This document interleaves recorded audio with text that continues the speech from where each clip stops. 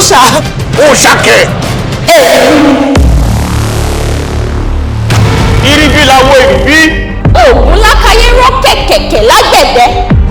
Dùgbẹ̀dùgbẹ̀ tí ń mì lókè tó bá ilé já yóò tabara alé yóò tabara oko. Látàrà bí ìṣe tàṣọ́dá ní. Kìlómítà. Iṣẹ́ tí mò ń ṣe náà ni. Iṣẹ́ wo? Kí n máa tẹnu mọ́lẹ̀. Ayé ló máa ń dùn.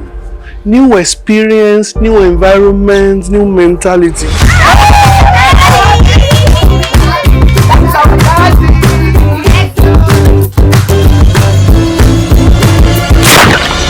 Kí ló dé síbi lára yìí? Ìtọ̀ ni.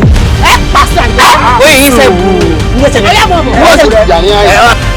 Nǹkan tí mo gbìyànjú láti sọ ní kúkúrú ni wípé mo fẹ́ kí èmi àti ẹ kájọ máa ṣe wọléwọ̀de.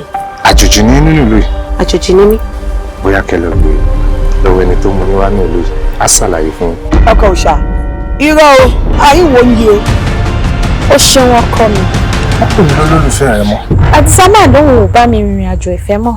Ó máa tẹ̀lé ni. Wọ́n tó jẹ́ pé irú ọkùnrin bẹ́ẹ̀ làbúrò ẹ̀ máa tẹ̀lé kiri. Adìyẹ tó jábọ́ sínú kòtò.